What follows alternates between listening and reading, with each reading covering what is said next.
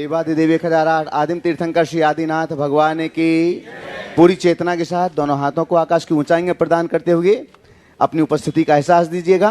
चिंतामणि श्री पार्श्वनाथ भगवान की, वर्तमान शासन नायक श्री महावीर भगवान की, 24 तीर्थंकर भगवंतों की, संत श्रोमणी 108 आचार्य गुरुवर श्री विद्यासागर जी महामुनिराज की, गुणायतन प्रणेता शंका समाधान प्रवर्तक पूज्य मुनिवर श्री प्रमाण सागर जी महाराज की, शुल्लक श्री आदर सागर जी महाराज की। बंधुओं, शंका समाधान के इस सत्र को आप सभी लोग शासकीय प्राथमिक शाला देवानीवान छत्तीसगढ़ से पारस चैनल, जनवाणी चैनल और प्रामाणिक ऐप के माध्यम से लाइव देख रहे हैं। देश और दुनिया में अपने घरों पर इस कार्यक्रम को देख रहे सभी सुधी श्रावक और यहाँ पर उपस्थित सभी सुधी श्रावकों का हम हार्दिक अभिनंदन करते हैं। आइए हम इस सत्र को प्रारंभ करें, उसके पूर्व महाराज श्री का मंगल आशीष ग्रहण करते हैं। दोनों हाथों को जोड़िएगा, आप सबके लिए भी मंगल आशीष मिले और आपके माध्यम से देश और दुनिया में अपने घरों पर बैठे हुए इस कार्यक्रम को देख रहे सभी सुधी श्रावकों के लिए भी मंगल आशीष की छांव प्राप्त हो। हे महाराज श्री, नमोस्तु नमोस्तु नमोस्तु, इच्छामी इच्छामी इच्छामी। आइएगा और इस सत्र के लिए हम प्रारंभ कर रहे हैं। प्रथम प्रश्न संचित जैन राजा चिरमरी और इसके बाद में तैयार रहेंगे पलक जैन जनकपुर। महाराज श्री के चरणों में कोटि कोटि नमोस्तु नमोस्तु नमोस्तु। शुल्लक महाराज जी के चरणों में इच्छामी इच्छामी इच्छामी। महाराज जी, जैसा कि मैंने पहले भी बोला है कि बहुत हर्ष का विषय है कि हमारे चिरमरी नगर में आगामी 4, 5, 6 तारीख को वेदी प्रतिष्ठा का भव्य कार्यक्रम आपके सानिध्य में होने वाला है और मैं यहाँ की पूरी जितनी भी जनता बैठी हुई है और आपके माध्यम से ये बोलना चाहता हूँ कि सभी लोग उस वेदी प्रतिष्ठा में सपरिवार पधारें और इंद्र इंद्राणी बनकर अपने पुण्य अर्जन का सौभाग्य प्राप्त करें। और महाराज जी, छोटा सा मेरा एक जिज्ञासा है कि महाराज जी, हमारे कर्मों का फल क्या हमारे आयु कर्म के फल को बदल सकता है या नहीं बदल सकता है? यदि हमने एक बार आयु कर्म का फल बांध लिया अपने, पहले तो मैं ये कहूंगा जी, सब लोग एक बार फिर से नमोस्तु इच्छामी कर लो ताकि बार बार का समय बच सके और आप सिर झुकाकर नमन करेंगे, सीधे सवाल करेंगे ताकि अधिक से अधिक लोगों को लाभ मिल सके। जी। अब आपके सवाल पर मैं आता हूँ। आयु कर्म कभी बदलता नहीं। मनुष्य अपने जीवन में कितना भी पुरुषार्थ करे, सम्राट सैनिक ने इतना पुरुषार्थ किया लेकिन उसने नरकायु का बंद किया तो नरक जाना ही पड़ा। हाँ, उसके कालावधि को घटाया बढ़ाया जा सकता है, समझ गए? कर्म बदलता नहीं। चलिए अगला। पलक जैन जनकपुर और इसके बाद में तैयार रहेंगे सपना जैन सन्मति महिला मंडल। बोलिए। नमोस्तु महाराज श्री। महाराज श्री, मेरा प्रश्न ये है कि हम किसी भी कार्य को करते हैं लेकिन उस कार्य में हमारा कंसंट्रेट नहीं लग पाता है। बोलिए। आपने पूछा हमारे मन में पूरे तरह से कंसंट्रेशन नहीं बनता, उसके लिए हम क्या करें, है ना? 2 उपाय करो। अपने मन को कंसंट्रेट करके रखना चाहते हो तो जिस विषय में कंसंट्रेट करना है सबसे पहले उसे अपना लक्ष्य बनाओ और हर पल उस लक्ष्य की धुन जगाओ। मुझे वो लक्ष्य पाना है, मुझे वो लक्ष्य पाना है, मुझे वो लक्ष्य पाना है, जो मुझे करना है वो मुझे करना है, ये धुन अपने मन में जगाना चाहिए। फिर दूसरी बात, जैसे तुम जैसे हो सकता है पढ़ाई करती होंगी अभी, है ना, तो ओंकार की नाद पहले गहरी नाद लो और कम से कम 5 बार ओंकार की नाद लो, उसके बाद पढ़ाई करो, कंसंट्रेशन बढ़ेगा। बोलिए। सपना जैन सन्मति महिला मंडल और इसके बाद में तैयार रहेंगे सुयश जैन कोतमा। नमोस्तु महाराज जी। महाराज जी, सन्मति महिला मंडल की तरफ से नमोस्तु। सीधे बोलिए सवाल। हाँ महाराज जी, मन में पूरे समय द्वंद्व चलता रहता है, मन की स्थिरता कैसे करें और अपनी आत्मशक्ति को कैसे प्रकट करें? देखिए, बहुत अच्छा सवाल है। मन में स्थिरता लाना, मन में स्थिरता लाने के लिए 2 उपाय। पहला उपाय ये है कि मन को आप सही दिशा दर्शन देने की कोशिश कीजिए। हमेशा मन को कुछ आत्म सुझाव दीजिए, जो मुझे करना है उसको बार बार दोहराइए। ओम। मन में जो भी हमें करना है, जो हमारा लक्ष्य है, जो हमारा काम है, उसे बार बार दोहराए तो ये आत्म सुझाव, दिशा दर्शन, मन को डायरेक्शन अगर मिलता रहे तो मन काफ़ी स्थिर होता है। और जब मन में बड़ी दुविधा हो, उलझन हो, मन अशांत और उद्विग्न हो, तो उसका प्रवाह परिवर्तन कर दें, अर्थात हम अपने चित्त को किसी दूसरे काम में लगा दें। कुछ अच्छा पढ़ने लगे, कुछ अच्छा सुनने लगे, कुछ अच्छी बातें करने लगे, तो हमारा मन डाइवर्ट होगा। तो ये दोनों अभ्यास से हम अपने मन को बहुत आसानी से शांत कर सकते हैं। इसके साथ साथ यदि भावना योग नियमित करते हैं तो आप अपने मन में स्थिरता ला सकते हैं। बोलिए। सुयश जैन कोतमा और आगे तैयार रहेंगे संजीव जैन पिंकू कटनी। अंदर महाराज जी, मेरा प्रश्न ये है कि अब अगर हम किसी भगवान को अपना इष्ट मानते हैं तो वह दूसरे भगवानों का अनादर है क्या, और इष्ट और आराध्य में क्या अंतर है? देखिए, किसी एक भगवान को इष्ट मानते हैं इसका मतलब बाकी को हम अनिष्ट नहीं मानते। अगर दूसरों को अनिष्ट मानते हो तो अनादर है। किसी का किसी भगवान विशेष से, किसी का किसी गुरु विशेष से लगाव जुड़ाव होना बुरा नहीं है, लेकिन होना चाहिए भगवान से ही। तो किसी को इष्ट मानना कोई बुरा नहीं है, पर बाकी की उपेक्षा करना ठीक नहीं। मैं उन्हीं को पूजूंगा, बाकी को नहीं पूजूंगा, ये बात अलग है। एक इष्ट को अपना सबसे पहले स्मरण करो, बाकी बाद में। जैसे हर व्यक्ति का अपना एक फैमिली डॉक्टर होता है, ठीक है, ऐसे एक गुरु होते हैं, लेकिन ऐसा नहीं है कि हर काम उन्हीं से होता है, कभी और भी काम करना पड़ता है। ऐसे ही विवेक के साथ कार्य करना चाहिए। महाराज जी, इष्ट और आराध्य में क्या अंतर है? इष्ट और आराध्य एक ही है। चलिए। संजीव जैन पिंकू कटनी अंदर है। और इसके बाद तैयार रहेंगे विक्रम जैन अंबिकापुर। अंदर ले आओ। आ जाओ। हाँ, शीघ्रता से माइक दे दें अंदर। ओ महाराज श्री के श्री चरणों में नमोस्तु। महाराज श्री बोलते हैं, मनुष्य में दृढ़ता होना चाहिए, जिद नहीं। मनुष्य में बहादुरी होना चाहिए, जल्दबाजी नहीं। मनुष्य में दया होना चाहिए, कमजोरी नहीं। मनुष्य में ज्ञान होना चाहिए, अहंकार नहीं। ये सब चीज़ें हम जानते तो हैं महाराज श्री, अगर अपने चरित्र पे नहीं उतार पाते तो उसको कैसे दृढ़ता उतारें? होनी चाहिए, दृढ़ता होनी चाहिए, जिद नहीं, समझदारी होनी चाहिए। क्या? मनुष्य में बहादुरी होना चाहिए, जल्दबाजी नहीं। बहुत अच्छा। मनुष्य में दया होना चाहिए, कमजोरी नहीं। मनुष्य में अहंकार होना चाहिए, हाँ, मनुष्य में ज्ञान होना चाहिए, अहंकार नहीं। बिल्कुल। सॉरी हम सब जानते हैं, फिर भी अमल में क्यों नहीं ला पाते? जी। इसकी एक ही वजह मुझे दिखती है कि आज सब लोग दुर्योधन की संतान है, सब में दुर्योधनी वृत्ति है।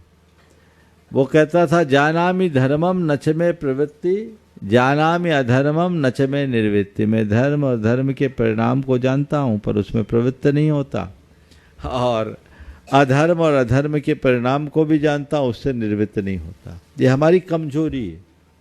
हम आदर्शों की बातें तो बहुत करते हैं, पर उनका अनुसरण नहीं कर पाते। यदि हम आदर्शों का अनुसरण करने का अभ्यास शुरू कर दें तो जीवन में बहुत परिवर्तन हो सकता है। नमोस्तु। विक्रम जैन अंबिकापुर और उसके बाद तैयार रहेंगे दासानुदास अनिल जी कटनी। गुरुदेव, मेरा सवाल है, मनुष्य के जीवन में दो तरह के समय आते हैं, अच्छा समय और बुरा समय। अच्छे समय में मनुष्य ज़रूरत से ज़्यादा आशावादी हो जाता है और बुरे समय में ज़रूरत से ज़्यादा निराशावादी हो जाता है। तो इसका समाधान हम कैसे निकालें? गुरुवर कृपया रोशनी डालें। देखिए, समय ना अच्छा होता है ना बुरा। जिसमें हम अच्छा कर लेते हैं, अच्छा महसूस कर लेते हैं, वो अच्छा समय है, और जिसमें हम बुरा करते हैं, बुरा महसूस करते हैं, वो बुरा समय है। इसलिए मेरी नज़र में ना कोई अच्छा समय है ना बुरा समय है। अगर हम हर समय को अच्छा समय बनाना चाहते हैं तो अच्छा करने के लिए संकल्पित हो जाएं और अच्छा अनुभव करने का प्रयास कर दें। हम अच्छा अनुभव करें और व्यक्ति के अंदर आध्यात्मिक चेतना विकसित होती है तो हर पल अच्छा का अनुभव कर सकेगा। ओम बोलिए। अनिल जी जैन कटनी और इसके बाद में तैयार रहेंगे मेरे राजकुमार आराध्य जैन गुरुवर के विश्रामपुर। चरणों में दासानुदास अनिल गड़ाकोटा का बारंबार नमोस्तु। गुरुवर, धरती फटने पर दरार पड़ने लगे तो मेघों से जब जल बरसने पर दरार भर जाती है। वस्त्र फट जाए तो सिलाई करने पर जुड़ जाते हैं। शरीर पर चोट घाव लग जाए तो औषधि से ठीक हो जाते हैं। हे गुरुदेव, यदि किसी की वाणी से मन फट जाए तो उस मन को कैसे जोड़ें? दवा बताने की कृपा करें। सबके फटने पर उपचार है, मन के फटने पर उपचार तो है पर थोड़ा कठिन उपचार है। सब फटने का उपचार बाहर है, मन फटने का उपचार अंदर है। अगर कहीं किसी का किसी निमित्त से मन फटे तो ऐसा नहीं है कि मन फटने के बाद वापस न जुड़े। यदि सामने वाले को ठीक तरीके से मार्गदर्शन मिले, मोटिवेशन दिया जाए, समझाया बुझाया जाए, तो व्यक्ति वापस अपना मन जोड़ सकता है, जुड़ जाता है। हमने अनेक लोगों को देखा है जिनमें आपस में बड़ा दुराव हुआ और बाद में वापस मन जुड़ गया। अगर मनुष्य अपने अहंकार को जीवित रखता है तो मन कभी नहीं जुड़ सकता, और अहंकार को विसर्जित कर दे तो मन कभी फट नहीं सकता। हमारा मन फटता क्यों है? जब उसमें अहंकार का पुट आता है। उसे विसर्जित करें, मन पानी की तरह होगा, फिर कभी फटेगा ही। ओम। राजकुमार जैन विश्राम गुरुदेव आशु आगे और आगे तैयार रहेंगे आशु भी। आशु, चलो आशु। चलो ठीक है। अनूप सिंह चरणों कटनी। में शास्त्री परिवार का, गुरुवर के चरणों में शास्त्री परिवार का नमोस्तु। जब विद्याधर जी आचार्य भगवान तीर्थराज शेखर जी की वंदना हेतु गए एवं नक्षत्र ज्ञानी आचार्य श्री विमल सागर जी के दर्शन करे, तब आचार्य श्री ने कहा, विद्याधर जी आप 6 भवों से मुनिराज बन रहे हैं एवं यह आपका 7वां भव है। तो ऐसे महान आचार्य जिनका 7वां भव इतना उत्तम से भी उत्तम साधना के साथ, समाधि साधना के साथ विलीन हुआ, वो अब कहाँ होंगे?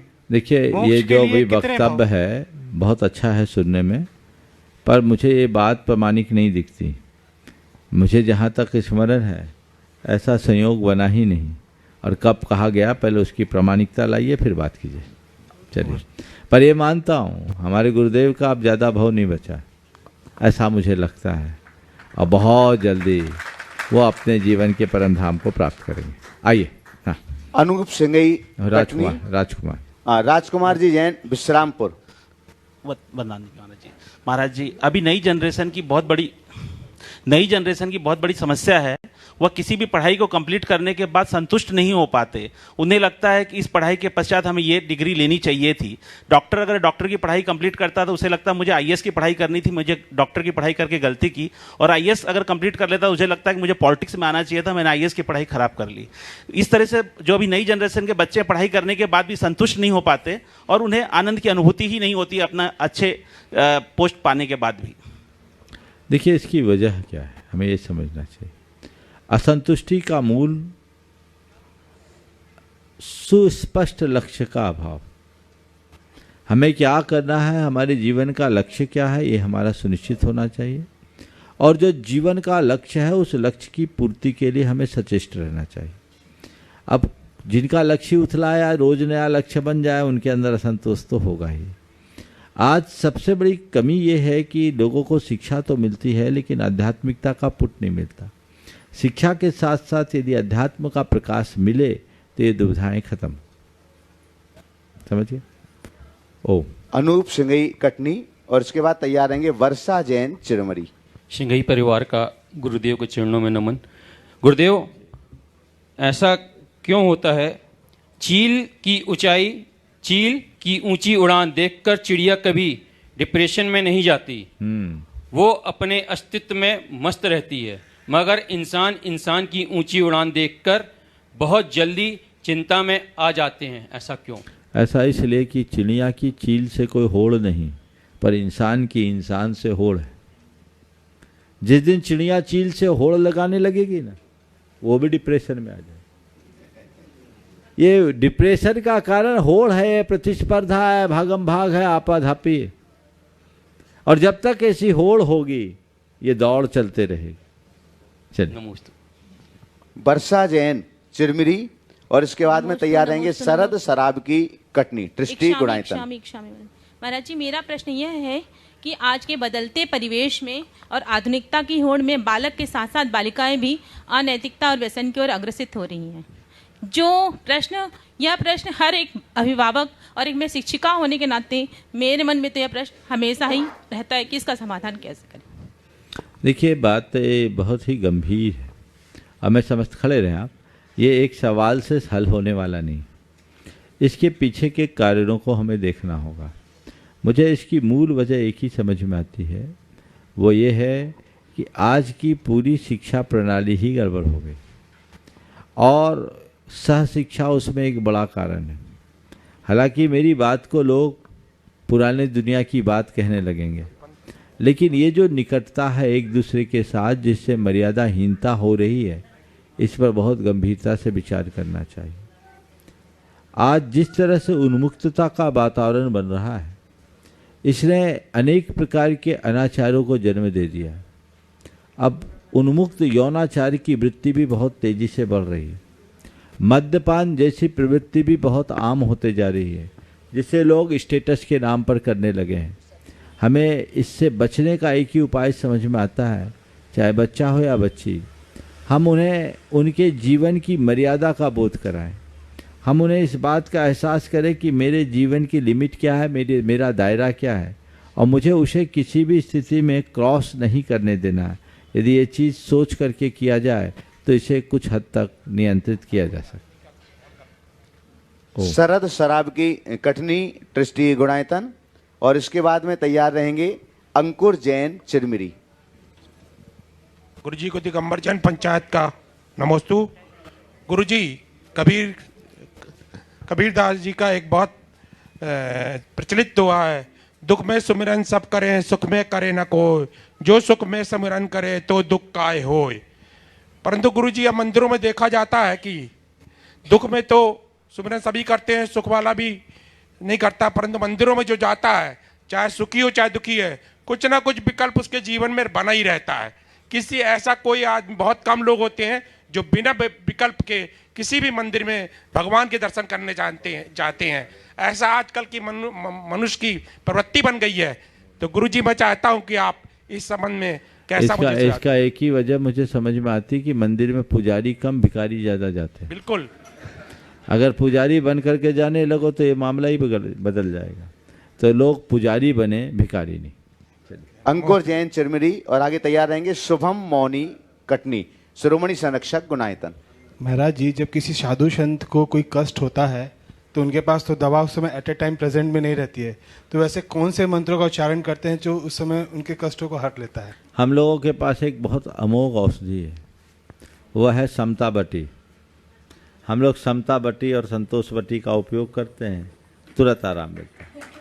ऐसा कोई मंत्र महाराज जी, जिस समय हमको भी यदि कोई कष्ट रहे तो हम उस मंत्र को पढ़ के अपने आप को सबसे बड़ा मंत्र है धैर्य, समझ गए? चलो पीछे। शुभम मौनी कटनी गुणायतन, शिरोमणि संरक्षक, और आगे तैयार रहेंगे पंकज नीतू पाटौदी साड़ा। नमोस्तु गुरुदेव, एक छावी महाराज जी।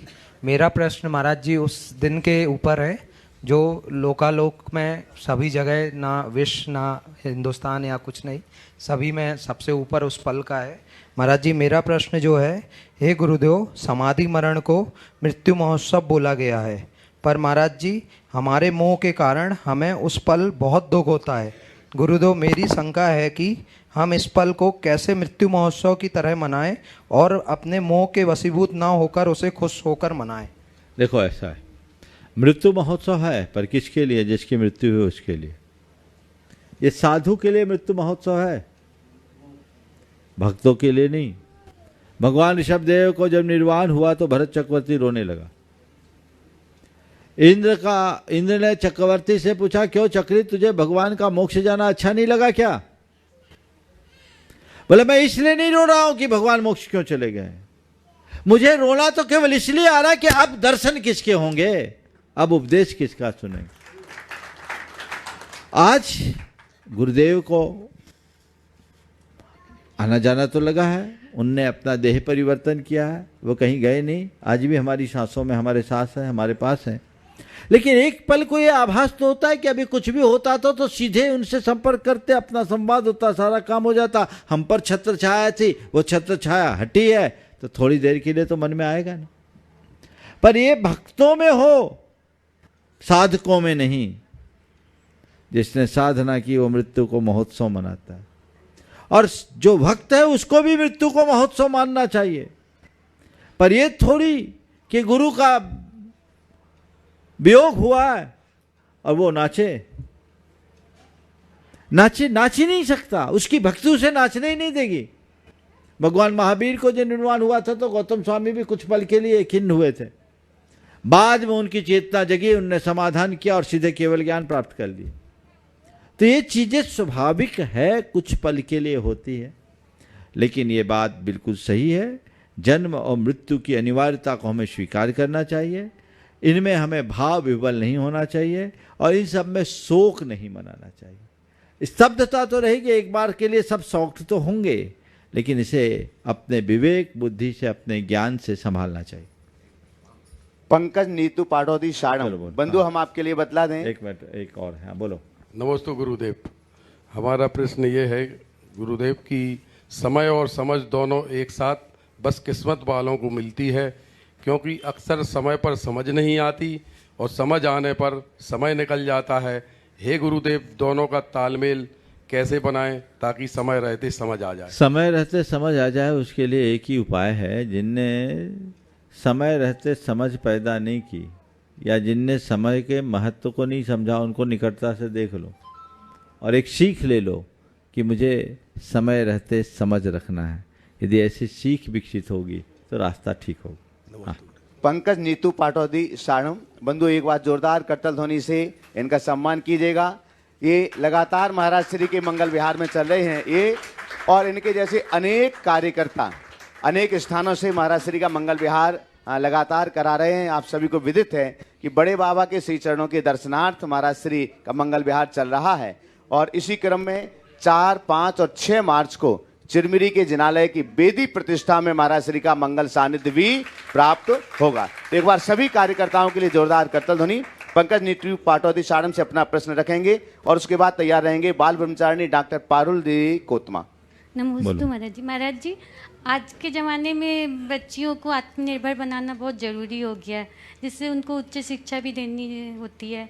उच्च शिक्षा देने के लिए फिर उन जो हम लोग सही समय समझते हैं बच्चियों की शादी का, तो वो समय तो थोड़ा ज़्यादा ही हो जाता है। तो क्या उच्च शिक्षा देना सही नहीं है? बच्चियों को उच्च शिक्षा देना कोई बुरा नहीं है, देना ही चाहिए। बच्चियां तो अधिक से अधिक शिक्षित हों, लेकिन इतनी शिक्षा न दे दो कि शादी की फिर दिक्कत हो जाए। हमारे गुरुदेव कहते हैं विवाह के बाद भी शिक्षा का अवसर मिलना चाहिए। अगर बेटी को पढ़ा सकते तो बहू को क्यों नहीं पढ़ाया जा सकता? बहू बनने के बाद पढ़ाओ, और अगर ऐसा होगा तो रास्ता ठीक होगा। अधिक उम्र में विवाह करने से कई तरह की समस्याएं आती है। एक तो पारस्परिक एडजस्टमेंट बहुत कठिन हो जाता है, दूसरा संतान की उत्पत्ति में भी डॉक्टरों के चक्कर काटने पड़ते हैं, अन्य भी बहुत सारी समस्याएं हैं। इसलिए कन्या से विवाह होना चाहिए, युवती से नहीं। अतः अगर बच्ची को पढ़ने की इच्छा है तो ऐसे जगह भेजो जो शादी के बाद भी पढ़ाने को तैयार हो और कोई दिक्कत न हो, जहाँ जरूरत हो सके वो काम कर सके। हाँ जी, एक प्रश्न भाभी जी का है। हाँ बोलो जल्दी। हम महाराज जी, तालाब सदा कुएं से बड़ा होता है और तालाब में अनेकों कुएं समा सकते हैं, लेकिन फिर भी लोग कुएं का ही पानी क्यों पीते हैं? क्या तालाब में विस्तार है, गहराई नहीं है इसलिए? बिल्कुल सही है, तालाब बड़ा होता है लेकिन लोग तालाब का पानी नहीं पीते, कुएं का पानी पीते। तालाब में विस्तार है, गहराई नहीं, और इसका दूसरा कारण है तालाब में बाहर का भरा हुआ पानी होता है, कुआं का पानी उसका अपना होता है, नैसर्गिक होता है, जो अपने स्रोत से जुड़ा होता है, वो सबके लिए ग्राह्य होता है, और जो ऊपर से आयातित होता है उसमें सलांत आती। नमस्ते महाराज। बाल ब्रह्मचारिणी डॉक्टर पारुल जैन कोतमा, आगे तैयार रहेंगे संजीव जैन कटनी। हो गया। अच्छा, अनुज जैन, बीरेंद्र जैन कोतमा। महाराज श्री के चरणों में मेरा बारंबार नमोस्तु महाराज जी।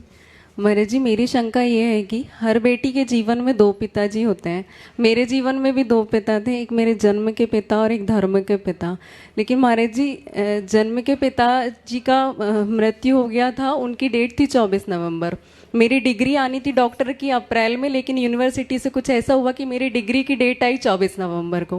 महाराज जी ऐसे ही मेरी क्लिनिक का इनॉग्रेशन था, मुझे गुरुजी के मुख से डेट मिली 5 फरवरी, त्रिपुष्कर योग था, लेकिन 5 फरवरी को ऐसा कुछ हुआ कि मेरे क्लिनिक नहीं खुल पाई। मैंने महाराज जी के थ्रू खबर करी तो अचेशी ने कहा, उसको बोला 18 फरवरी भी बहुत अच्छा दिन है। तो महाराज जी अभी अचेशी जी की समाधि 18 फरवरी को हुई करेक्ट 1 साल के बाद। तो मेरे मन में ये शंका है कि दोनों पिताजी की डेट के साथ मेरा ऐसा क्या संबंध था कि मुझे भी वही डेट मिली। इसे एक संयोग मानो।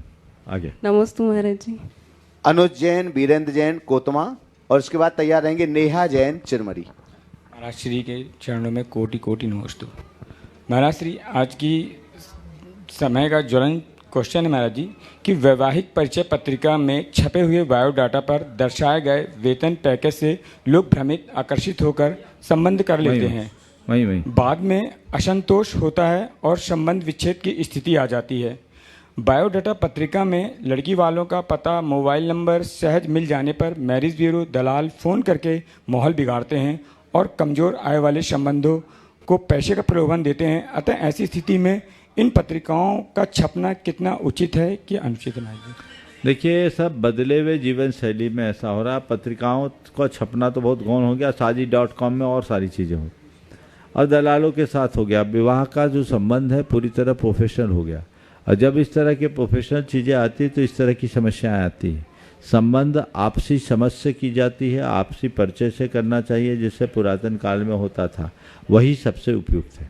आगे नेहा जैन चिरमरी, तैयार रहेंगे कुमारी तिथि जैन। मेरा प्रश्न है गुरुवर, गुरुजी मारे धम्म धम्म विद्या आवे छम छम, ऐसा पुराने समय में कहा जाता था, किंतु आज के परिवेश में स्थिति बहुत ही विपरीत हो चुकी है। मैं एक शिक्षिका के तौर पर यह प्रश्न आपसे करना चाहूँगी कि हम स्कूल में बच्चों को ऐसे किस तरीके से संभालें कि हमारा डांटना मारना उनको बुरा भी ना लगे और हमारा जो औचित्य है वो सध जाए। देखिए, समय काल बदल गया। हम लोग जब पढ़ते थे तो स्कूल में मार पीटती थी और इसकी जानकारी घर वाले को होती थी तो वहाँ भी ठुकाई लगती थी। अब समय बदल गया और कहा जाता था शिक्षकों की, और आप इसको पूरा कंट्रोल कीजिए। आज अगर किसी बच्चे को आप डांट डपट दो या ठोक पीट दो तो शायद आपकी नौकरी पर भी संकट आ जाए। तो जो व्यवस्थाएं हैं उसके अनुरूप हमको चलना चाहिए और उसी हिसाब से सारा कार्य करना चाहिए। समझ गए? तो जो व्यवस्थाएं जैसी है उसको देखें। हमें आज के संदर्भ में मैं ये कहूँगा कि आँखों का लिहाज समझाना चाहिए, बच्चों को मर्यादा का पाठ पढ़ाना चाहिए और अपने आचरण का असर छोड़ना चाहिए। मुझे याद है जब मैं पढ़ता था तो बाकी सारे शिक्षक मारपीट भी करते थे, पर एक शिक्षक ऐसे थे जो कभी किसी को पीटते नहीं थे, लेकिन उनकी बोली का ऐसा असर होता था कि जो बोलते थे सबको लग जाता था। तो ये बहुत अच्छा है, वैसा किया जा सकता है। महाराज श्री के चरणों में कोटि नमन। मयूरी गिरीश जैन रायपुर से प्रश्न कर रही हैं, महाराज जी सभी शब्दों का अर्थ मिल सकता है, परंतु जीवन का अर्थ जीवन जीकर भी नहीं मिलता और संबंध का अर्थ संबंध निभाकर भी नहीं मिलता, ऐसा क्यों महाराज श्री? बहुत अच्छा भाव प्रकट किया है। शब्दों का अर्थ मिल जाता है, लेकिन जीवन का अर्थ जीवन जी करके भी नहीं मिलता और संबंधों का अर्थ संबंध निभा करके भी नहीं मिलता। विडंबना तो यह है कि पूरा जीवन जी लेने के बाद भी लोग जीवन का अर्थ ही नहीं पहचान पाते। जो जीवन के अर्थ को जानते हैं वही अपने जीवन को सार्थक कर पाते। हमें अपने जीवन के अर्थ को अर्थात जीवन के मूलभूत प्रयोजन को समझना चाहिए। इसी तरह संबंधों के अर्थ यानी संबंधों के महत्व को समझना चाहिए। जिनकी दृष्टि में संबंधों का महत्व होता है उनके अंदर इस तरह की कोई दुविधा शेष नहीं होती। अनिल मेहता जी उदयपुर से प्रश्न कर रहे हैं, गुरुदेव जीवन में संकट आने पर कौन सी 4 बातें का स्मरण करें जिससे संकट से उभर सकें? गुरुदेव आपकी 4 बातें हमेशा लाभकारी होती है।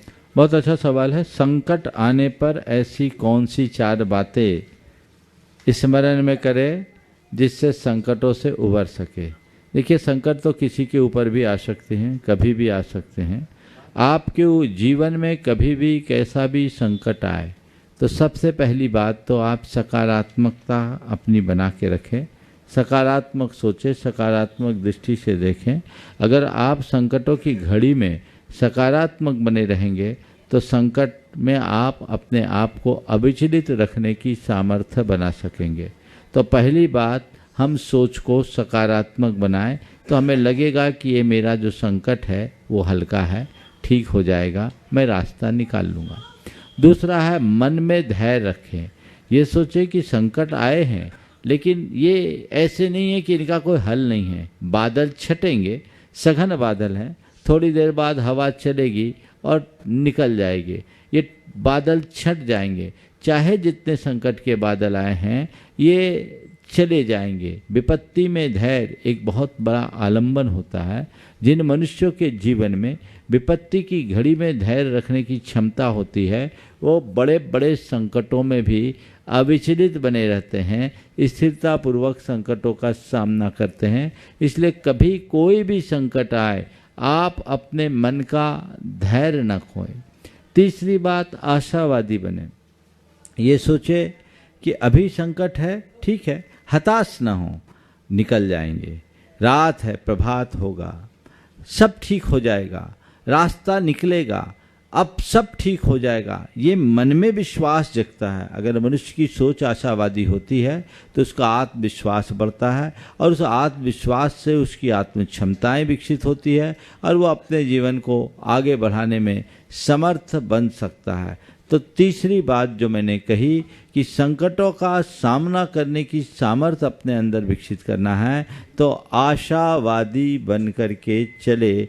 और चौथी बात, कर्म सिद्धांत पर विश्वास करे, विधि के विधान पर विश्वास करे कि ये संसार है, चक्र चलता रहता है, आज पाप कर्म का उदय आया है, कल कर्म बदलेगा, मेरा जीवन संभल जाएगा। यदि इन चार बातों को आप ध्यान में रखें तो संकटों की घड़ी में अपनी स्थिरता बनाने की सामर्थ्य आपके भीतर विकसित हो सकती है। हीरा बढ़ जाता है जी हजारीबाग से प्रश्न कर रही हैं। किसी ने क्या खूब कहा है, सफ़र का आनंद लेना है तो सामान कम रखो और ज़िंदगी का आनंद लेना है तो अरमान कम रखो।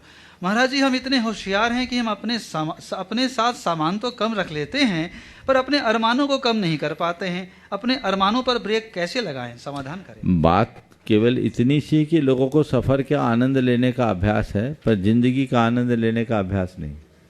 लोग अपना सामान केवल इसलिए कम रखते हैं क्योंकि उनको पता है कि इससे सफ़र का आनंद कम होगा। इसलिए सफ़र आनंद से करना है तो हमें कम से कम सामान रख कर के आगे चलना है। जिस दिन तुम्हारे मन में ये बात बैठ जाएगी कि ज़िंदगी का मुझे आनंद लेना है तो अपने अरमान कम करने की तत्परता अपने आप होगी।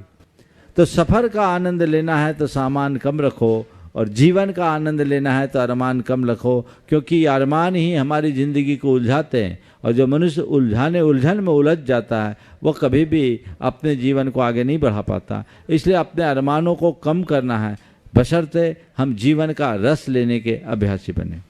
वंशिका जैन बड़ौद से प्रश्न कर रही हैं, कभी कभी जिंदगी उन अनपढ़ लोगों की जो कभी स्कूल ही नहीं गए इतनी कठिन परीक्षा लेती है लेकिन वे उस परीक्षा को बहुत अच्छे से पास कर लेते हैं। लेकिन इसके विपरीत वे पढ़े लिखे लोग जो आज सबको बहुत कामयाब दिखते हैं जिंदगी की परीक्षा में फेल क्यों हो जाते हैं, समाधान करें। देखिए, बहुत अच्छा वाक्य कहा है। बहुत सारे लोग जो अनपढ़ हैं वो जिंदगी की बड़ी बड़ी परीक्षाओं में पास हो जाते हैं और बहुत सारे लोग पढ़े लिखे हैं वो जीवन की परीक्षा में फेल हो जाते हैं। मैं आपसे एक ही बात कहूँगा, आपकी बात को संशोधित करते हुए एक वाक्य कहूँगा कि परीक्षा की जिंदगी में भले पिछड़ जाना, जिंदगी की परीक्षा में कभी मत पिछड़ना। कोई जरूरी नहीं कि जो परीक्षा की जिंदगी में सफल होते हैं वो जीवन की परीक्षा में भी सफल हो जाए। बिल्कुल सही कहा। अक्सर ऐसे लोगों के साथ देखने में आता है कि लोग परीक्षा की जीवन में तो सफल हैं लेकिन जीवन की परीक्षा में वो विफल हो जाते हैं। ये बात बहुत अच्छे से गांठ बांध करके रखने की ज़रूरत है कि स्कूल कॉलेजेज में पढ़ कर के डिग्रियां प्राप्त कर लेने से व्यक्ति अपने जीवन के मर्म का ज्ञाता नहीं होता। जीवन के मर्म का ज्ञाता केवल वही होता है जो जीवन को समग्रता से जानता है और सजिंदगी से जीने का अभ्यासी होता है। जिसे अपने जीवन की सही समझ है वो जीवन में बहुत आगे बढ़ सकता है। बाकी पढ़ा लिखा होना अलग बात है और समझदार होना अलग बात है। आज पढ़े लिखे लोग भी फेल हो जाते हैं और समझदार लोग अनपढ़ होने के बाद भी आगे बढ़ जाते हैं। तो हमें पढ़े लिखे होने से मतलब नहीं है, हमें अपने जीवन को समझदारी से जीने का अभ्यास बनाना चाहिए। अंतरंग में विवेक होना चाहिए। विवेक वह शक्ति है जिसके बल पर हम जीवन में आए बड़ी से बड़ी चुनौतियों का सामना करने में समर्थ हो सकते हैं, हर समस्याओं का समाधान निकालने में समर्थ हो सकते हैं। जिनके अंदर ऐसी क्षमता और शक्ति होती है वे अपने विवेक बुद्धि के बल पर अपने जीवन को पूरी तरह सफलीभूत करते हैं और वे कभी विफल नहीं होते। समय हो गया। महाराज श्री के चरणों में मेरे और मेरे परिवार का त्रिबार नमोस्तु। छुल्लक महाराज जी के चरणों में इक्षामि।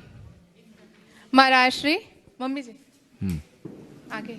हाँ बोलो बोलो बोलो बोलो। महाराज श्री, मेरा प्रश्न ये है कि आज के युग में स्त्री हर क्षेत्र में आगे है, चाहे वो देश की प्रधानमंत्री हो, चाहे वो राष्ट्रपति हो, चाहे घर संभालने का काम हो, समाज संभालने का काम हो, व्यापार संभालने का काम हो, हर क्षेत्र में स्त्री अग्रणी है। फिर भी महाराज श्री ये समाज पुरुष प्रधान ही क्यों है, स्त्री प्रधान क्यों नहीं है? किसने कहा स्त्री प्रधान है नहीं है, पुरुष प्रधान है? पहले माँ का नाम लिया जाता है कि बाप का? पहले तो पिता का ही नाम लिया जाता है। माता पिता बोलते हैं कि पिता माता बोलते हैं? बोलते माँ बाप बोलते हैं। बोलो। बोलते तो माता पिता है, पर तो आप पिता सुनो, का नाम। पहले मेरी बात का उत्तर दो। माँ पहले आई ना? जी बिल्कुल, माँ पहले आई। पहले सीताराम बोलते हैं कि राम सीता बोलते हैं? राम सीता बोलते हैं। सीताराम बोलते हैं। थोड़ा फिर से पढ़ो। राधा कृष्ण बोलते हैं कि कृष्ण राधा बोलते हैं? राधा कृष्ण बोलते हैं। फिर पर महाराज जी समाज तो पुरुष प्रधान ही है। पुरुष प्रधान नहीं है। पुरुष अपना काम करते, स्त्रियां अपना काम करती। पुरुषों की पुरुषों में प्रधानता, स्त्रियों में स्त्रियों की प्रधानता है। बस सलाह मैं ये दूंगा कि स्त्रियां बनी रहे, पुरुष बनने का काम न करें। पुरुष बने रहे, वो स्त्री का काम न करे। स्त्री अपने आप में कहीं से कमतर नहीं है, पर क्यों स्त्री अपने आप को कमतर आंकते हुए पुरुष बनने की कोशिश करती? स्त्री के बिना पुरुष अधूरा है। समझ गए? चलिए। नमस्ते। उपस्थित होंगे श्रीमान कन्हैयालाल जी सेठी औरंगाबाद से गुणायतन महामंत्री एवं शिरोमणि संरक्षक, और आपके बाद तैयार रहेंगी इन्हीं की दोनों सुपुत्रियां श्रीमती माया जी जैन जयपुर से एवं श्रीमती ममता जी जैन बलोदा बाजार। महाराज जी, इस जीवन के इस पड़ाव में जब समाज सुधार की उत्साह बहुत है पर शारीरिक अनुकूलता नहीं बढ़ पाती है, ऐसी स्थिति में आप हमारे को लिए बिल्कुल एक बार जोरदार अभिनंदन कर दीजिए। पूरा जीवन इन्होंने समाज की सेवा में लगाया और अभी भी अंदर से उत्साह तो पूरा है। तब तो भाग कर आए। आने के बाद मैंने कहा आप इतनी ठंड में कैसे निकले? बोले महाराज आपका नाम लिया तो ठंडी भाग गई। इतनी कड़ाके की ठंड में घर से सवेरे 4 बजे निकल पड़े। आपके उत्साह को दाद देना होगा। लेकिन हम एक चीज़ जानते हैं कि शरीर अपना काम करता है और किसी भी व्यक्ति की सक्रियता में शरीर और मनोबल दोनों चाहिए। आप सबसे ऐसे लोगों से कहूँगा कि उम्र के इस पड़ाव में आप मार्गदर्शक बन कर के बैठो ताकि नई पौध तैयार हो। आप लोग 85 बरस तक की उम्र तक जवान बने रहते हो तो हमारा नौजवान बूढ़ा हो जाता है। उनको चांस ही नहीं मिलता है ना। अब उनको मौका ही नहीं मिलता। वो जब तक सीट खाली होती तब तक उनका बुढ़ापा आ जाता। तो हम लोगों को चाहिए कि हम नए लोगों को भी अवसर प्रदान करें। अब इसलिए आप तो अब खूब किया, उत्साह बनाए रखो, अपने अनुभवों से प्रेरणा दो, मार्गदर्शन दो और बुजुर्गों का मान रखना चाहिए, उनका मार्गदर्शन लेना चाहिए, क्योंकि उनके चेहरे की एक एक झुर्रियाँ हजारों हजार अनुभवों से सने होते हैं। उनका लाभ लेना चाहिए। तो आप मार्गदर्शक बनकर के अपना काम करते रहिए, आपके अनुभवों का लाभ हो और कृतकारी तनुमोदन सब है। अब ज़्यादा भाग दौड़ जवानी जैसी मत करो, नहीं तो अभी तो दौड़ रहे हो, कहीं कुछ गड़बड़ न हो जाए। इसलिए मेरी ये सलाह है और दोनों बेटियों से भी कहता हूँ कि इनकी अब भागा दौड़ी कम करो, या तो परमानेंट हम लोगों से अटैच करा दो, वो ज़्यादा अच्छा होगा, नहीं तो कोई रास्ता नहीं है। ठीक, बहुत बहुत आशीर्वाद। अपना प्रश्न प्रस्तुत करेंगे। आप कहा तो ठीक है। एक बात महाराज ये कहना था कि आपका दर्शन करने के लिए बहुत उत्साह रहता है, मन में इतना उत्साह रहता है कि घरे रहते हैं कि महाराज जी रवाना हो गए, सुना तो आज साल जल के दर्शन तो करेंगे, चले आए। तो महाराज जी ये पर्व का कारण है कि इसी कारण से आता है कि आपका दर्शन करने इतना मन करता आप है। तो आखिरी तक ऐसा ही उत्साह बनाए रखो, ये आशीर्वाद। अपना प्रश्न प्रस्तुत करेंगी श्रीमती माया जी जैन जयपुर से एवं श्रीमती ममता जी जैन बलोद बाजार से। महाराज श्री के चरणों में त्रय बार नमोस्तु नमोस्तु नमोस्तु। महाराज श्री बलौदा बाजार जैन समाज की तरफ से मेरा एक प्रश्न है। हम कभी भी कुछ अच्छे काम करना चाहते हैं तो उसमें बहुत सारी विघ्न बाधाएं आती हैं। बलौदा बाजार जैन समाज काफ़ी दिन से प्रयासरत है कि वहाँ का मंदिर जल्दी से जल्दी पूर्ण हो जाए, लेकिन शुरू करते हैं कुछ ना कुछ ऐसी बाधाएं आती है कि काम शुरू नहीं हो पा रहा है। तो उसके लिए आपका मार्गदर्शन चाहिए और क्यों ऐसा हो रहा है वो समझ नहीं आ रहा है। देखिए, अच्छे कार्यों में बाधाएं तो आती है, घबराना नहीं चाहिए, लेकिन इस तरह के अंतराय निश्चित इसके पीछे कई कारण हो सकते हैं। पुण्य की क्षीणता तो एक कारण है ही, आपसी समन्वय का अभाव भी इसमें एक बड़ा कारण दिखता है। समाज के लोगों में आपस में समन्वय होना चाहिए और एक निर्णय लेके संकल्पित हो जाना चाहिए। अगर दिल संकल्प हो, ठान ले, तो हम इसे कर ही के छोड़ेंगे, ऐसी बुद्धि ऐसी दृष्टि हो जाए। कई बार ऐसा भी देखने में आता है कि कुछ तकनीकी कारण या शासकीय प्रक्रियाएं ऐसी जटिल बन जाती है जो हम चाह करके भी नहीं कर सकते। जो भी कारण हो, उन कारणों का निवारण करो और समाज के प्रमुख जनों को गुरुओं के पास ले आओ और वहाँ उनसे मार्गदर्शन लेकर संकल्पित कर लो, तो ये कार्य हो जाएगा। नमस्ते महाराज जी, एक चीज़ और बोलनी थी। अब एक बहुत अच्छा समय आ रहा है, शायद हमारा काम इसी कारण रुक रहा हो। आपके पैर अभी अब छत्तीसगढ़ की भूमि पे पड़ने वाले हैं। हमारी कहाँ? जैन समाज की तरफ से आपको बहुत बहुत अनुमोदना हम कर रहे हैं सभी कि आपके पैर शायद इसीलिए रुका हो काम। भावना भाई है, तो हम सब भावना भाते अनुमोदना करते हैं। महाराज श्री के चरणों में जयपुर से कटारिया परिवार का नमोस्तु नमोस्तु। महाराज श्री, प्रश्न पूछूं या क्या? मुझे ऐसा लग रहा है कि आपके दर्शन मात्र से आनंद की इतनी अनुभूति होती है, वो क्यों होती है कि ये दिन महीने और नहीं सालों तक बनी रहती है और जब इच्छा होती है तो दर्शन अपने आप हो जाते हैं, प्रोग्राम हो या ना हो, तो ऐसा क्यों होता है? ये सवाल तो अपने मन से पूछो और मुझसे पूछोगे तो मैं तो इतना ही कहूँगा आम खाओ, पेड़ क्यों गिनते हो? जिसमें आनंद आ रहा है आनंद लो, ठीक है ना। उपस्थित होंगी श्रीमती ज्योति जी सेठी साड़म से और आपके बाद तैयार रहेंगी दिशा जी जैन गोमिया से। श्रीमती ज्योति जी सेठी अपना प्रश्न प्रस्तुत करें और आपके बाद तैयार रहेंगी दिशा जी जैन गोमिया से। मेरे दयालु गुरुदेव के श्री चरणों में मेरा और मेरे पूरे सेठी परिवार के तरफ से त्रिबार नमोस्तु नमोस्तु नमोस्तु। छुल्लक महाराज जी के चरणों में इच्छामी इच्छामी इच्छामी। गुरुदेव, भगवान नेमिनाथ के पंच कल्याणक के बाद कल निश्चित है कि साडम में आपका प्रवेश हो जाएगा। 12 साल इंतजार करवाया आपने गुरुदेव, और महावीर की इस मूर्त को निहारते ही रहो, उतना कम हो जाता है। गुरुदेव, प्रमाण गुरु वंदनम। गुरुदेव, मेरा सवाल ये है कि मन में अगर वैराग्य की भावना उत्पन्न हो जाए तो अपने लिए सबसे पहले क्या उपाय खोजना चाहिए? क्या परिवार को पीछे छोड़ते हुए आगे बढ़ जाना चाहिए? देखिए, बात सही है। एक लंबे अंतराल के बाद आप लोगों की साथ पूरी हो रही है।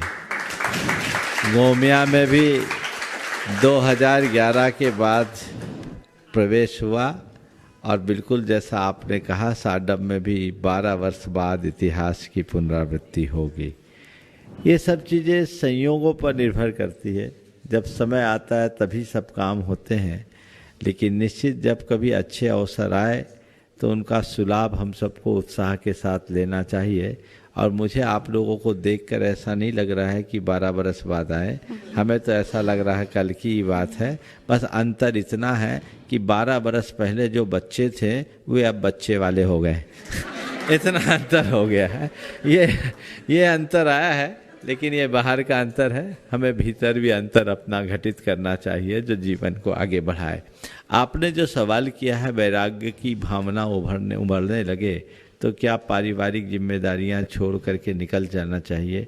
मैं आप जैसे बैरागी को, मैं इसलिए बैरागी बोल रहा हूँ, शायद सवाल तभी उठा हो, तो आप जैसे बैरागियों को केंद्र में रखते हुए कहता हूँ कि हमें अपनी गार्हस्थ्यिक जिम्मेदारियों का दृढ़ता से पालन करना चाहिए और आश्रम व्यवस्था के अनुरूप जीवन जीना चाहिए। पहले ब्रह्मचर्य आश्रम, फिर गृहस्थाश्रम, फिर वानप्रस्थाश्रम, फिर संन्यासाश्रम। परिवार छूटता नहीं, सुनो तो छूट नहीं पाता। हाँ, तो छूट नहीं पाता, इसका मतलब अभी वैराग्य की भावना है, वैराग्य जगी नहीं, जगह नहीं। तो आती जो बोल रहा हूँ सुनो। अभी क्या है, गृहस्थ आश्रम में हो तो गृहस्थ आश्रम के दायित्व का अच्छे से पालन करो। घर में रहकर वैरागी बनो, गृहस्थो मोक्ष मार्गस्थो बनो। अपनी जिम्मेदारियों का अच्छे से पालन करो, अपने अपने परिवार का ठीक ढंग से संस्कारों को सींचते हुए आगे बढ़ाओ। जब ये जिम्मेदारियां पूरी हो जाए, धीरे धीरे घर गृहस्थी से उदासीनता बढ़ाओ, और जब लगे कि अब हमारी कोई जरूरत नहीं तो सन्यास के लिए कदम बढ़ाओ। मैं भी चाहती हूँ। बस डिस्कशन में तो पूरा समय तुम्हारे ही पास चला जाएगा। उपस्थित होंगे गर्वित जैन गुमिया से, और आपके बाद तैयार रहेंगे श्रीमान पंकज जी नीतू जी पाटौदी परिवार साड़म से। हाँ, नमोस्तु गुरुदेव, नमोस्तु। महाराज जी, अगर हम लोग को आपके जैसा बनना होगा तो क्या करेंगे? वही करना जो हमने किया, गुरुओं के पीछे लग जाना, अपने आप रास्ता बन जाएगा। समझ गए? तुम्हारी मम्मी आई है? दो सर नहीं आई, पर आते। कोई दिक्कत नहीं। हाँ, अब मम्मी तुम्हारा कार्यक्रम देख के घबरा जाएगी और कहेगी कि बेटे को तो रंग चढ़ गया तो बड़ा मुश्किल है ना? लेकिन नहीं, अपनी लगन बनाओ, रोज भगवान से प्रार्थना करो, हे भगवान मैं आपके मार्ग पर चलूं, आप जैसा बनूं, मैं मुनि बनूं, मुझे मुनि बनना है, ऐसी भावना रोज भाव। समझ गए? अपना आचरण अच्छा करो, बड़े होगे, तुम्हारा पुण्य जगेगा, तुम्हें अच्छे निमित्त मिलेंगे और तुम ऐसा कर लो। नमोस्तु महाराज। उपस्थित होंगे श्रीमान पंकज जी नीतू जी पाटौदी परिवार साड़म से, और आपके बाद तैयार रहेंगी श्रीमती रश्मि जी राजेश जी जैन ठोलिया गोमिया से। महाराज जी के चरणों में 3 बार नमोस्तु नमोस्तु नमोस्तु।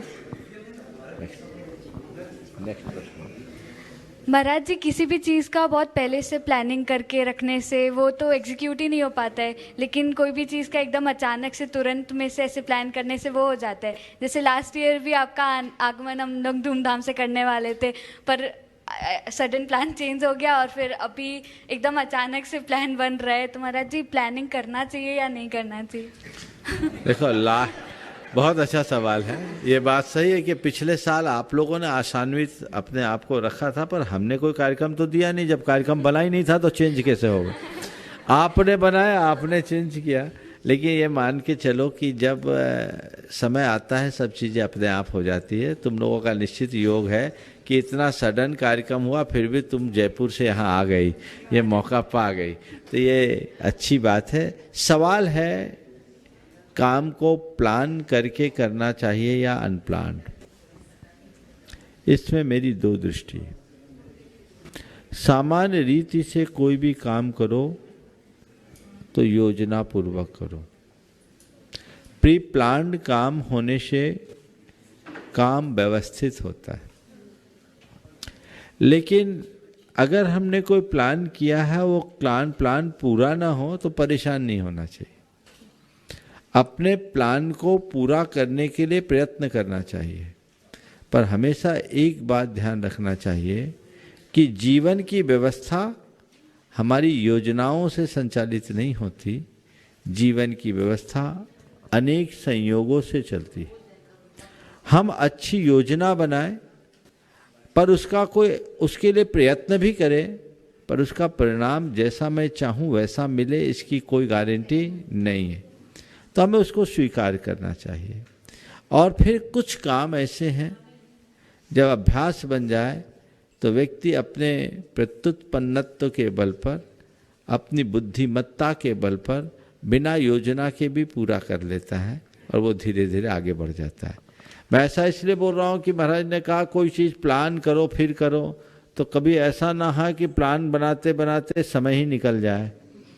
तो जो जैसा समय काल हो उसको औचित्य गुण के अनुसार उचित अनुचित का विचार करते हुए कई बार तत्काल निर्णय लेना होता है और अपना काम करके आगे बढ़ जाना। और महाराज श्री जैसे नहीं होता माइक जैसे वो पूरा नहीं होता तो हमारे मन में भाव आता है कि खुशियों को नजर लग जाती है, तो क्या ये होता है सच में खुशियों को नजर लगती है? अब खुशियों को नजर लगे ना लगे उसकी नजर तो बदल जाती है। नमस्ते महाराज श्री के चरणों में मेरे और समस्त ठोलिया परिवार की ओर से त्रिवार नमोस्तु नमोस्तु नमोस्तु। इच्छामी गुरुदेव। महाराज श्री ये प्रश्न शायद बहुत बार पूछा जा चुका है, लेकिन मैं मतलब एक टीचर हूँ और डिफरेंट संप्रदाय के और समुदाय के लोगों से और बच्चों से मिलती हूँ, तो उनका ये प्रश्न हमेशा रहता है जिसका आंसर मैं जानती भी हूँ थोड़ा बहुत, लेकिन आपके मुख से एक बार और सुनना चाहती हूँ कि जैन धर्म में दान का बहुत बड़ा महत्व है, खासकर गृहस्थ जीवन में। अगर हम आगम के आचार संहिता के विचार से देखें तो ये कहा गया है कि दान ऐसा होना चाहिए कि अगर दाएं हाथ से दो तो बाएं को पता न चले। पर हर बार जब मैं ये बोलियां लगती हुई देखती हूँ तो मेरे मन में ये दुविधा उत्पन्न होती है कि क्या ये समाज में असमानता नहीं फैलाता? मेरी गुरुवर कृपा मेरी शंका का देखिए, समाधान बिल्कुल दान एक पवित्र कर्म है, दानम दुर्गति नाशनम ऐसा कहा गया है, और दान प्रत्येक गृहस्थ को करना चाहिए। ग्रही दाने न शोभते, गृहस्थ की शोभा दान से है। जहाँ तक दान का सवाल है उसे उजागर करके देना या गुप्त रूप से देना, दोनों प्रकार का दान अनुकरणीय है। अगर कोई वैयक्तिक रूप से कुछ काम करना है तो गुप्त कर दो, आपने दिया किसी को पता ही नहीं लगे। लेकिन कोई सामुदायिक काम हो तो वहाँ उजागर करने में फ़ायदा है। जैसे मान लीजिए आपके मंदिर में कोई निर्माण कार्य होना है, उसमें काफ़ी राशि लगनी है, अब चुपचाप से किसी ने दिया दिया दिया तो कोई देखा नहीं, उससे पूर्ति नहीं होगी। लेकिन अगर यहाँ अपील की जाए, 1 2 3 आदमी ने नाम अपना बोला, तो उनके दान को सुनकर कईयों के मन में दान देने की भावना जग जाएगी, प्रभावना होती है। तो जिस दान से औरों के हृदय में दान की प्रेरणा जगे उसे हम सही कहेंगे या गलत? सही है। फिर दूसरी बात, आपने कोई दान दिया, आपके नाम की सार्वजनिक घोषणा हुई और जितने लोग उस सभा में उपस्थित हुए उन्होंने आपके दान की अनुमोदना की, तो ये अनुमोदना किस कार्य की हुई? पुण्य की कि पाप की? पुण्य की। दान एक पुण्य कर्म है। सबने अनुमोदना की, किसकी अनुमोदना की? पुण्य की। पुण्य की अनुमोदना से पुण्य आएगा कि पाप? पुण्य आएगा। निमित्त कौन बना? दान देने वाला। तो अगर कोई दान देने वाला सार्वजनिक रूप से दान देता है तो उससे उसकी अनुमोदना अनेक लोग करते हैं, तो उनके पुण्य का हिस्सा उस दानदाता के खाते में एक्स्ट्रा आ जाता है, एडिशनल। अभी एक उदाहरण देख लीजिए, राम मंदिर का ये प्रकरण, कल उसकी प्रतिष्ठा हुई, पूरे देश में एक वातावरण बना। अगर ये चुपचाप किया गया होता तो क्या वातावरण बनता? नहीं नहीं, बिल्कुल भी नहीं। तो कई बार किसी अच्छे कार्य को एक दूसरे को देखकर देने के भाव होते हैं, तो अच्छे कार्य को दीजिए, बता करके दीजिए, कोई हानि नहीं है, आप दे सकते हैं, लेकिन उसका अभिमान मन में मत आने दीजिए। दान आप छिपा करके भी दे सकते हैं और दान आप छपा करके भी दे सकते हैं, लेकिन उद्देश्य औरों को प्रेरणा देने का। देखिए मैं आपको एक बात बताता, एक बहुत अच्छा प्रसंग याद आ गया। नाम का क्या काम होता है। एक गांव में एक आदमी बड़ा कंजूस था, पैसा बहुत था, और प्राय ऐसे लोग होते हैं जिनके पास होता बहुत है पर कंजूस होते हैं। उस गांव में कुछ लोगों ने एक हॉस्पिटल खोलने की योजना बनाई, छोटा सा हॉस्पिटल था। अब कलेक्शन करना है तो कहाँ जाए, तो सबसे पहले उस कंजूस आदमी के यहाँ गया। कंजूस आदमी के यहाँ गया ये सोचकर, ये जानते हुए भी कि यहाँ कुछ मिलना नहीं है। जब गया खबर आई तो उसने नौकर से पहले ही मना करवा दिया कि मिलने वाले। बोले नहीं, हम आपसे पैसा मांगने नहीं आए, आपसे मिलने आए। पानी तक के लिए नहीं पूछा। पर जब इन लोगों ने निवेदन किया कि हम आपसे पैसा लेने नहीं आए, केवल आपके नाम का उपयोग करने आए, हम अभी पानड़ी बना रहे हैं, घर घर में हम जाएंगे, सबके पास से पैसे लेंगे, सबसे ऊपर हम आपका नाम देना चाहते हैं और इसमें केवल आपकी अनुमति चाहते, एक दिन आपके नाम का उपयोग करेंगे, आपको एक पैसा नहीं देना। बोले कैसा करोगे? बोले देखिए हम आपका नाम सबसे ऊपर लिखना चाहते हैं और हम चाहते हैं कि आपके नाम की 5 लाख रुपए की रकम है। ये मैं कहाँ से दूंगा 5 लाख? बोले आपको देना थोड़ी है, हम केवल नाम का प्रयोग करेंगे। बोले फिर तुम कल क्लेम करोगे? हम बोले एफिडेविट देते हैं। वो लोग एफिडेविट तैयार करके ले गए। ये एफिडेविट रखिए, हमारा कोई क्लेम नहीं है, केवल 24 घंटे के लिए आपके नाम का प्रयोग करेंगे। उसको भी लगा ठीक है, हमारा क्या जा रहा है, नाम भी हमारा हो रहा है, दाम नहीं लग रहा है, बढ़िया आदमी के लिए सच्ची बात क्या होगी। और वो लोग मार्केट में, बाजार में, माने गांव में गए, उनकी उम्मीद से ज़्यादा कलेक्शन हो गया। लोगों ने देखा जब उसने 5 लाख दिया है तो जो 5,000 देने वाला था वो 50,000 दिया, जो 50,000 देने वाला था वो 5 लाख दिया। टारगेट पूरा हुआ। दूसरे दिन वो लोग उसके यहाँ गए धन्यवाद देने के इरादे से। तो इस बार जैसे ही नौकर से सूचना मिला, अंदर आओ, सबको अच्छे से चाय पिलाया, सत्कार किया। बोले आज तो हृदय परिवर्तन दिख रहा है। इन लोगों ने कहा हम लोग अपना वादा पूरा करने के हिसाब से आपके पास आए हैं, आपके यहाँ से हम लोग गए, शुरुआत हमारी बहुत अच्छी हुई और आशातीत पैसा हमारा इकट्ठा हुआ। उसने कहा नहीं रुकिए, आप अलमारी से 5 लाख रुपए निकाले और उसने थमाए। बोले आप लीजिए। आज जीवन में पहली बार मुझे ये पता लगा कि दान देने का सुख क्या है। मैं बहुत आभारी हूं आप लोगों का। अभी तक मैंने पैसा कमाया पर एक भी व्यक्ति मेरा प्रशंसक नहीं बन पाया, करोड़ों मैंने कमाया, आज पहली बार केवल नाम के लिए 5 लाख रुपया लिखाया और मुझे 50 आदमियों के बधाइयाँ आ गई, आपने बहुत अच्छा काम किया, बहुत अच्छा काम किया, बहुत अच्छा काम किया। तो आज मैं ये समझा हूँ कि कमाने से ज़्यादा मज़ा दान देने में होता है और आप इसको स्वीकार कीजिए। और उन सब से कहा ये 5 लाख मेरी पहली किस्त है, आप काम कीजिए और मेरा निवेदन है जब भी कोई अच्छा काम हो उसकी शुरुआत मेरे घर से हो। यह है नाम का फल। उसका तो हृदय बदला, एक ने शुरू किया तो सबने दे दिया। आप बताओ ना, तुम लोग के यहाँ अगर कलेक्शन होता है तो क्या करते हो? देखते हो किसने क्या दिया। तो ये दोनों चीजों को अनेकांतात्मक दृष्टि से देख करके चलना चाहिए। समय आप सबका हो गया, यहीं पर विराम।